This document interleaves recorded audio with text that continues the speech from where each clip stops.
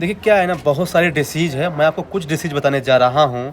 Communicable disease, communicable disease में सबसे पहले आती है टीबी। मतलब कि जो डिसीज़ फैल सकती है एक आदमी से दूसरे आदमी में। ये बैक्टीरियल डिसीज़ है, ध्यान रखिएगा। पहली बात, इसकी वैक्सीन है बीसीजी वैक्सीन, ये चीज़ ध्यान रखिएगा। और इंडिया का टारगेट क्या है, 2025 तक इसको एलिमिनेट करना है। एंटीबायोटिक इसका ट्रीटमेंट है। पोलियो, ये वायरल है, ध्यान रखिएगा। इसकी भी वैक्सीन है, ओपीवी, इसका क्योर नहीं है, अगर हो गए तो मर जाएंगे। हाँ, फिर मीजल्स, ये भी वायरल है ना। मीजल वायरस के थ्रू होता है, इसकी भी वैक्सीन है एमएमआर, ध्यान रखिएगा। इसकी वैक्सीन है, सपोर्टिव केयर से सॉल्व किया सकता है। मैसिव एलिमिनेशन बाय 2026 इंडिया ने टारगेट रखा है। कोविड-19 आपको पता है वायरल वैक्सीन था, कोवैक्सीन कोविशील्ड बनाई गई थी। हेपेटाइटिस बी, ये भी वायरल वैक्सीन है, जो है बेसिकली है ना, इसके लिए वैक्सीन बनाई गई है, ध्यान रखिएगा। हाँ, फिर है रेबीज। रेबीज जो है ना, ये वायरल वैक्सीन है, आपको पता है। इस पे भी क्वेश्चन पूछा है कुछ, हाँ इसने, ध्यान रखिएगा। अगर ये हो गया ना तो फिर जो है ना, इसका मरना तय है, अगर सिम्पटम के बाद इलाज इसका नहीं होता है ना। इंडिया का टारगेट है कि 2030 तक इसको एलिमिनेट करना है। फिर है डेंगू। ये जो डेंगू है बेसिकली ना, ये वायरल है बेसिकली, डेंगू वायरस से होता है, एडीज मॉस्किटो, ध्यान रखिएगा।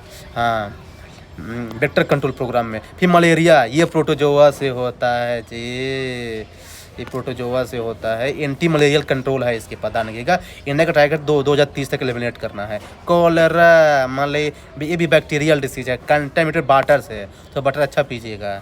ओरल वैक्सीन बनाई गई है इसके लिए, जल जीवन मिशन में कवर किया गया है इसको। टाइफाइड बैक्टीरियल डिसीज है, फूड और वाटर से होता है। टाइफाइड वैक्सीन बनाई गई है एंटीबायोटिक के थ्रू। लेप्रोसी, ये भी बैक्टीरियल डिसीज है, लॉन्ग कंटेक्ट के थ्रू हो जाता है। नो मेजर वैक्सीन इसके लिए है। जैपनीज इंसेफ्लिट्स, ये भी वायरस से होता है, ध्यान रखिएगा। हाँ, कुलेक्स मॉस्किटो के थ्रू, ये है बेसिकली। तो कहने का मतलब क्या है, अब चलते हैं नॉन कम्युनिकेबल डिसीज़ में।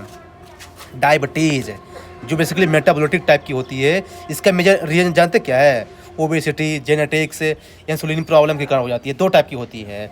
फर्स्ट टाइप ये है कि इंसुलिन प्रोडक्शन कम हो गया है, और सेकंड टाइप है कि इंसुलिन का रेजिस्टेंस हो गया है। ध्यान रखिएगा, इंसुलिन रेजिस्टेंस से खतरा ज़्यादा है, लेकिन बच्चों में ज़्यादा इंसुलिन टाइप 1 होता है, और टाइप 2 से खतरा लेकिन ज़्यादा होता है, ये चीज़ ध्यान रखिएगा। फिर हाइपरटेंशंस, ये भी बहुत खतरनाक डिसीज़ है, हाई बीपी बढ़ जाता है। कैंसर, ये भी नॉन कम्युनिकेबल डिसीज़ है। Heart disease non communicable disease है। स्ट्रोक नॉन कम्युनिकेबल डिसीज़ है, ये सब नॉन कम्युनिकेबल। फिर है genetic and deficiency disease, sickle cell anaemia, sickle cell anaemia tribal population में ज़्यादा होता है ये।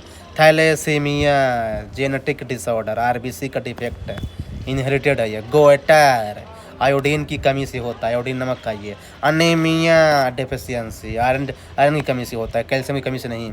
रिकेट्स, विटामिन डी की कमी से होता है।